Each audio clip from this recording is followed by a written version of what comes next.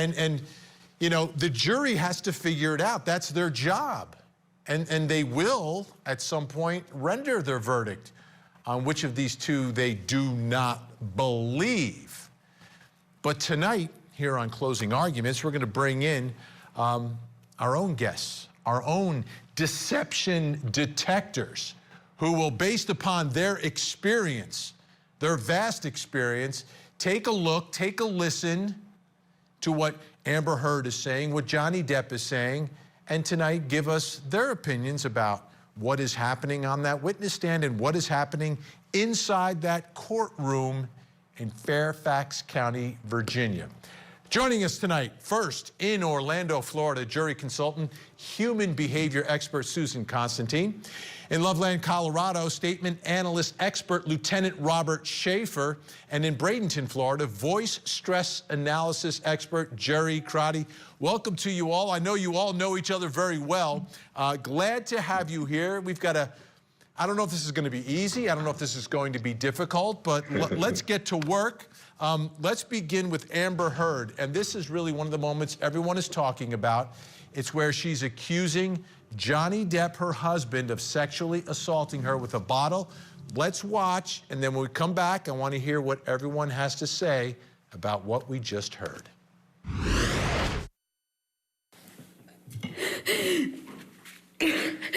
I couldn't breathe. I couldn't get through to him. I couldn't get up. I couldn't get up. And I don't know how that ended. I don't know how. I don't know what happened next. I don't understand.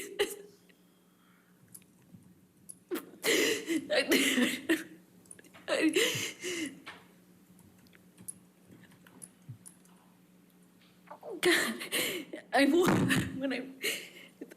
the next thing I remember, I was bent over backwards on the bar, meaning my chest was up. I was staring at the blue lights, and my chest was on this, my back was on the countertops, and I thought he was punching me. I thought he was I'm sorry.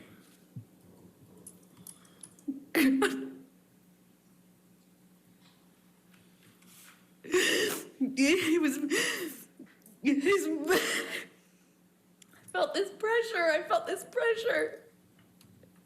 On my pubic bone. He thought he was punching me. I just saw his arm. I could feel his arm moving, and it looked like he was punching me. But I could just feel this pressure. It was like it kept hitting him. It didn't feel pain. It was just a pressure on my pubic bone, and I don't know.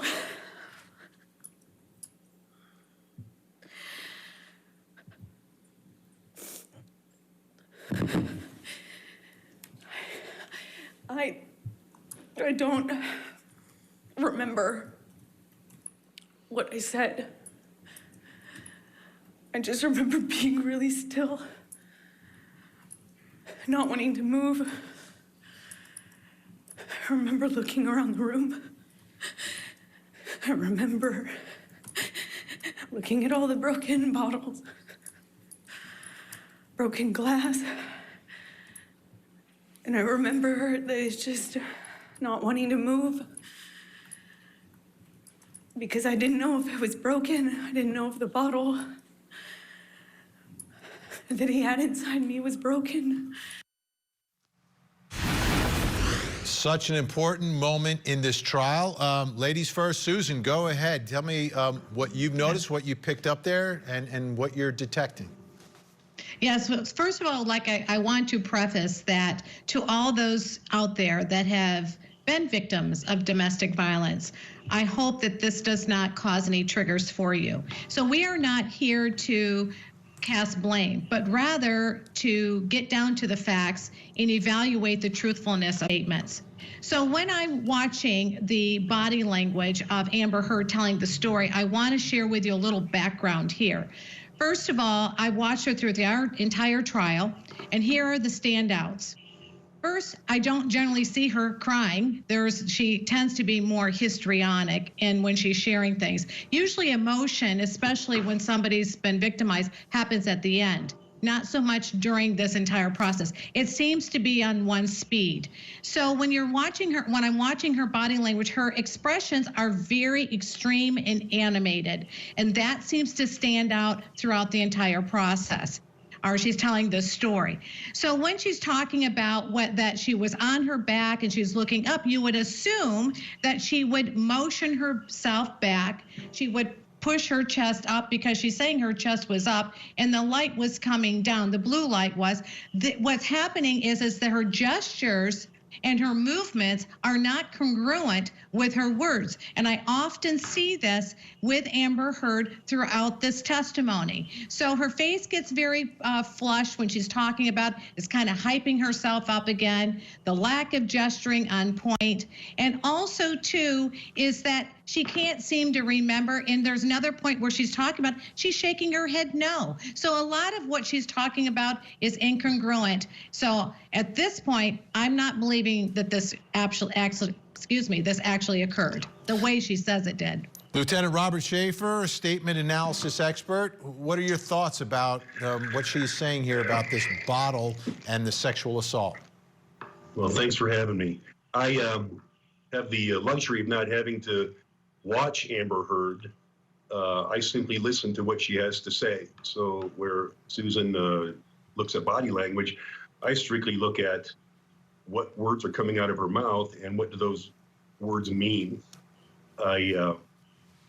She has a tendency to abandon information, which means she'll start a thought and then not finish it and then begin a second thought. So she catches herself seemingly about to say something and then realizes, oh, I better not say that. I don't want somebody to know that. It doesn't serve my purpose, and abandons that thought and goes to a different one. And she does that on a fairly regular basis. One thing about the content of her story is that she's describing an event that took a pretty significant period of time. And if you think about it, let's just say it's 5-10 minutes, maybe it's longer, but something is going to be said during that conversation or during that event. And she offers no verbal or description of any verbal interaction between she and Mr. Depp. There's definitely information missing from her story. There's, again, it's more of a technicality, but she does offer some of the information in this portion of her story in what we call passive language. And passive language is telling a story in such a way that it doesn't, as though something happened all by itself. There's no cause of the action. And in the statement analysis world, that equates to a significant degree of deception, trying to either conceal someone's identity or a serious lack of commitment to the information that they're offering. So across the board, when if you want to say score her out on this piece of testimony, I'd have to say that her intent is to mislead the listener. That's not to say something didn't happen. I feel very confident this is based in an event that actually happened, but it is not, it didn't happen the way that she said. She's intending to mislead the listener. Jerry Crotty, voice stress analyst expert, your thoughts about what we just saw and heard. So I use the computer voice stress analyzer in order to capture the voice to see if there's any stress that's associated with deception. Because she is crying so much and obviously her voice is very distorted, I wasn't able to capture any patterns from this particular clip. Gotcha. Well, we have another shorter clip, and Lieutenant, this may add to your analysis because Amber Heard here is quoting what Johnny Depp is saying during this alleged attack. So let's take a listen to this shorter clip. Do you recall what Mr. Depp was saying to you when he had the bottle and was pushing it against your pubic bone? He said that he'd kill me. So I'll kill you. He said it to me over and over again. He said, I'll kill you. Lieutenant, anything there add to your analysis of her description of the event? Not in terms of the language that she used, but she is inconsistent with a previous part of her testimony where she says, I don't remember what he said. And then suddenly she remembers very vividly what he said, seemingly without prompting. And so it seems like it's a possibility that she could be maybe coming up with this information spontaneously in order to create a perception to the listener. Susan? Yes, and then her shoulders come in and she loses her confidence. So when a person does that, she's kind of come small, which you would think that could be associated with what this actually occurred. She's saying that it did.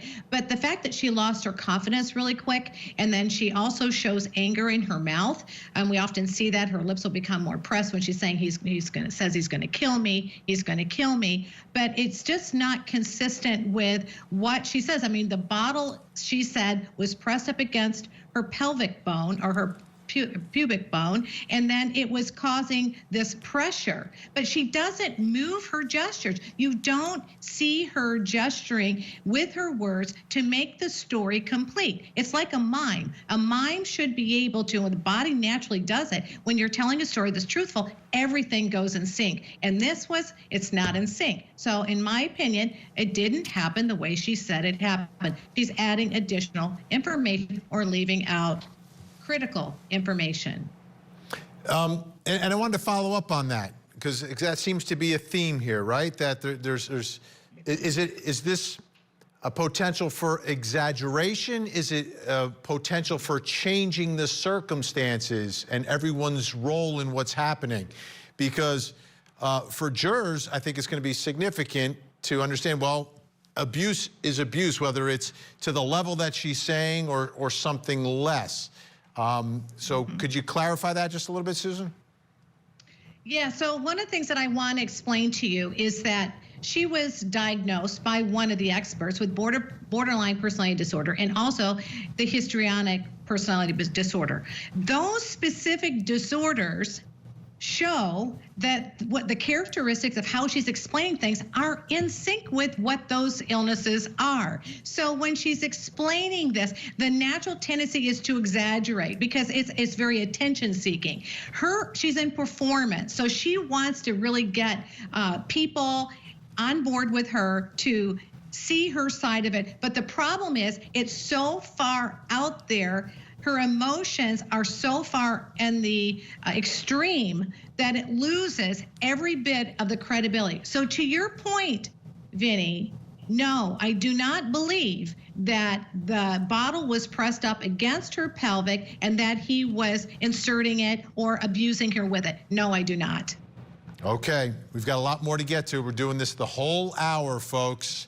Susan Constantine, Lieutenant Robert Schaefer, Jerry Crotty staying with us. When we return, we're going to talk about Johnny Depp's finger. And in there are two completely different stories.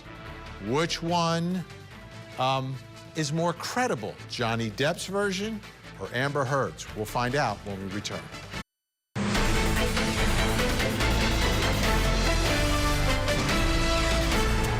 It escalated and escalated and it turned into madness. She was irate. She was irate and she was possessed. She walked up to me and reached and grabbed the bottle of vodka and then just kind of stood back and hurled it. I felt heat. Looked down and the tip of my finger had been severed. And I knew in my mind and in my heart, this is This is not life. Johnny Depp describing how he severed his finger. That's his side of the story. This hour, we're taking a look at the statements of Johnny Depp and Amber Heard and trying to figure out if anyone is being deceptive. We've got our own team of deception detectors with us. Susan Constantine, jury consultant, human behavior expert, Lieutenant Robert Schaefer, statement analyst expert, and voice stress analyst expert, Jerry Crotty. Let's go now. Johnny Depp, once again, explaining to this jury how his finger was severed. And my hand is on the edge of the bar, like that, you know, leaning over, the fingers like that, and she threw the large bottle, and it made contact and shattered everywhere. And I honestly didn't feel the pain at first at all. I felt no pain whatsoever. What I felt was, I felt heat. I felt heat, and I felt as if something were dripping down my hand, you know. And then I looked down and realized that the tip of my finger had been severed. Okay, Jerry Crotty, want to begin with you, voice stress analyst, expert. What does that reveal? Anything here?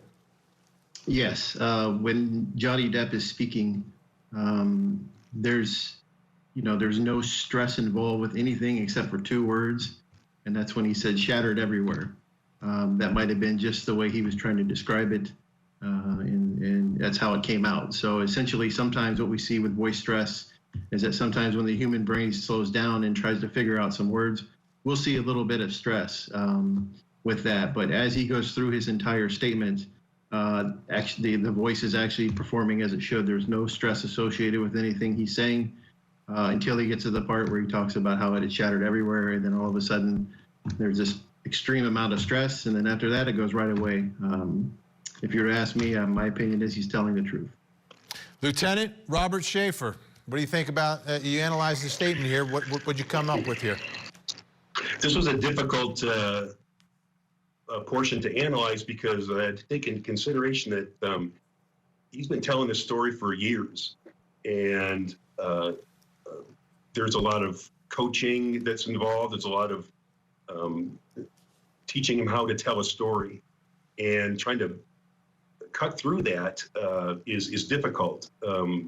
We do best, I do best, an analyst does when we get that story fresh out of their mind right after the incident happens.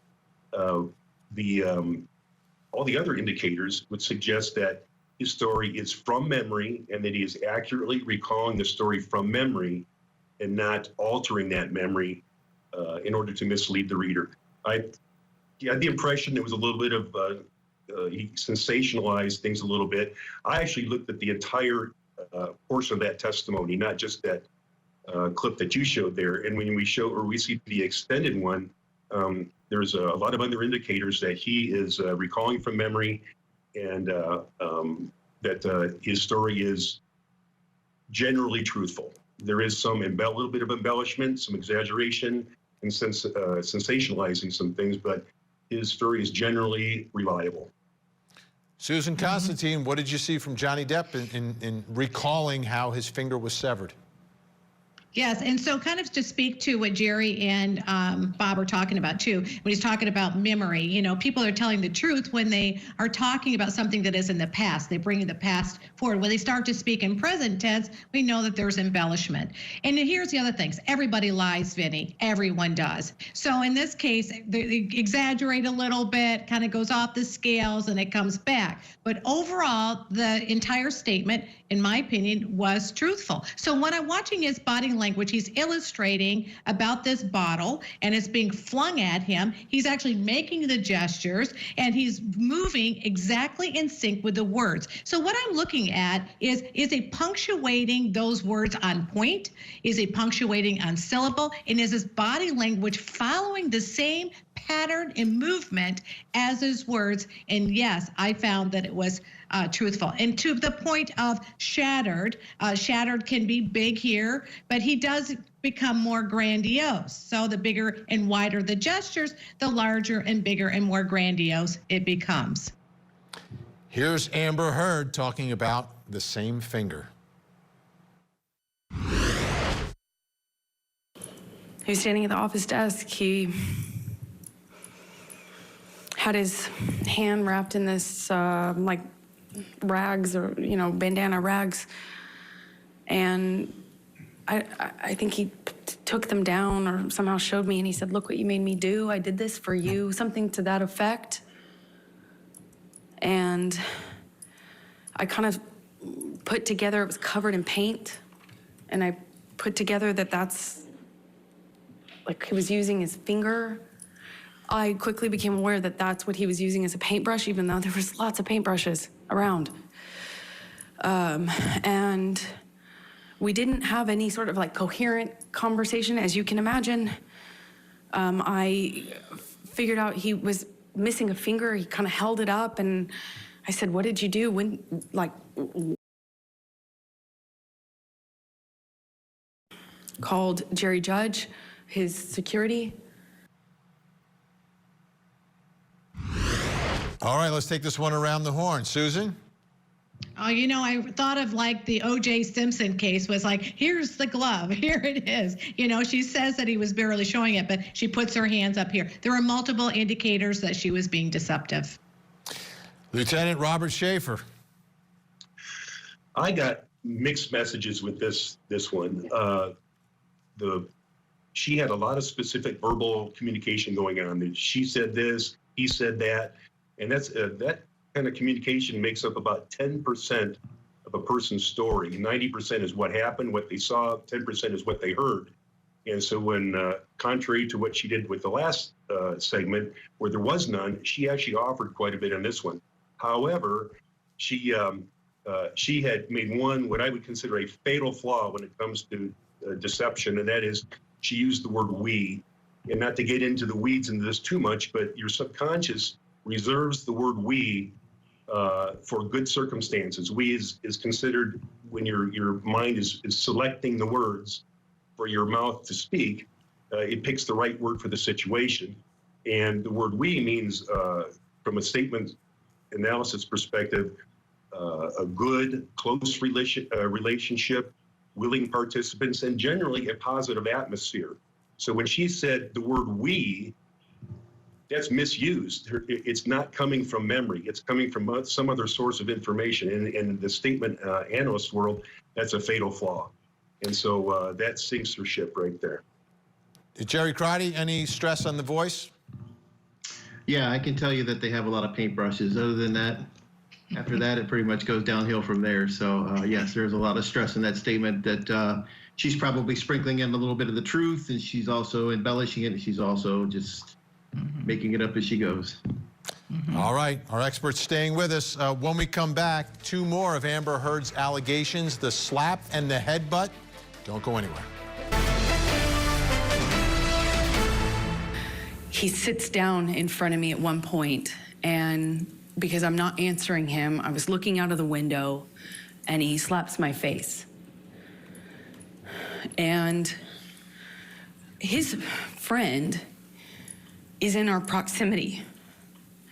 And it didn't hurt my face. It just felt embarrassed that he would do that to me in front of people. It was the first time that anything like that had happened in front of somebody. As I'm walking away, slowly, trying not to be, I was being very deliberate about my movements, wasn't saying anything, I wasn't engaging. I am walking away from him slowly, and he tells me to hurry the up. Hurry up. And I just look at him one more time, wanting to penetrate the monster to see the man that I love underneath that, the man I loved. And he tells me to hurry up again. And I pull my gaze away from him. I walk away from him. My back is turned to him, and I feel this boot in my back. He just kicked me in the back. I fell to the floor. I caught myself on the floor, and I just felt like I was looking at the floor of the plane felt like a long time. Amber Heard describing the first time that she is assaulted in front of anyone. It was on the plane. Let's bring back in our deception detectors. Susan Constantine, what do you see, what do you hear in this part of her testimony? So what I'm watching here is she's talking about that she is now face to face with Johnny, or she's looking out the window. She doesn't turn her head as if she's looking out the window, but she says that he slaps her. But she doesn't use a gesture that she's being slapped. So that part of it is incongruent. The other parts, what I want to share with you is you see a lot of disgust and scorn. That's very consistent with someone that has a histrionic personality disorder. In fact, they show a lot of anger, scorn, and disgust all together, and disgust being the strongest one. But the other part of it is, too, that she says that she felt a boot. Now, when she says that, she says a boot, which is very pungent, but she says felt, which is not incongruent with boot. It's the opposite. Strong strength, but it's just a feeling. And then all of a sudden she questions herself that whether this was a boot, and she ended up on the floor. There's all kinds of information here that, you put yourself in that situation where if you were there, what would your body be doing if somebody kicked you in the back? You would be flying on the floor, and she never talks about what she hit anything, or was her face bruised or whatever. So again, here we are talking about a situation that probably occurred, that she was looking out the window. We don't know whether he slapped her because he doesn't show the slapping effect. And also the other part of the boot, there's no action, there's no movement in her body when she's describing it. So that's incongruent. Jerry Crotty, anything in the voice? Yes, so she's talking about the slap on the plane. It starts out really well. There's no stress associated with any of this. Then when she starts to build up to the slap, that's when you start to see a little bit of stress. Is it enough to say that there's something there? Not necessarily. There is some stress. It could just be from the situation that caused it. However, when I get down to the boot incident, that is showing up on the charts very clearly. That incident on the word boot. I'm pretty sure I've only seen one other chart look like that when someone is being deceptive. And so at that area there is where she starts to fall apart based on her stress from the voice. Lieutenant Robert Schaefer. Yeah, lots of problems with this portion of her testimony. And the biggest one is when she describes the violent acts, the slaps and the booting and the kicking, she tells it in present tense. And that's significant because that's when your memory releases information, when you're telling the story, it's always told in past tense. It's an event that happened in the past. So when she tells those portions of her story in the present tense, it means it's not coming from memory. It's being generated from some other source. It's a very serious lack of confidence we have in that information. Let's get to one more statement by Amber Heard, an allegation of being head-butted in the face. Let's take a listen. I remember Johnny asking me if I wanted to go. And he did that thing where he's challenging me. He said it in that way, challenging me to stand up and get back up. And when I did, he said, "Oh, you really want to go now, tough guy?" Shoved me back down Oh, you really want to go, huh? Oh, you're so tough. I stood back up again. This time he hits me in the face. I stand back up and look him right in the eyes. And it was just a really still moment. I'll never forget it. Really still. I stood up and he said, "You want to go again, tough guy?" And I just looked right at him, just looked right at his face. And he balled up his fists, leaned back, and headbutted me square in the nose. Just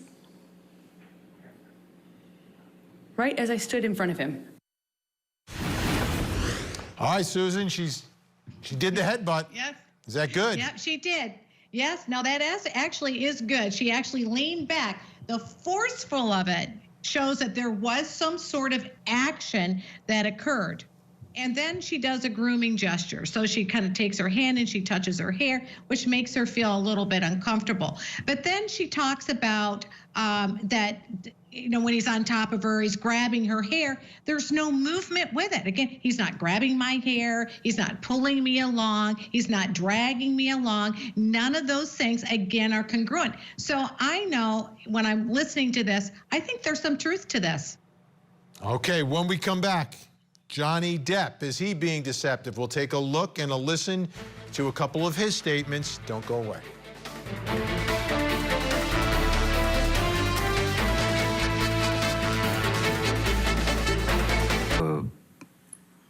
Is grossly embellished, and I'm sorry to say, but a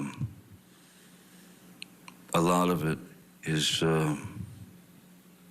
it's just plainly false. This is such an important issue here because really the allegations by Amber Heard is that when Johnny Depp is under the influence, that's when he does things. He doesn't remember them. He's so far gone. So let's listen to Johnny Depp here talk about his substance abuse issue, and then we'll bring back in our deception detector.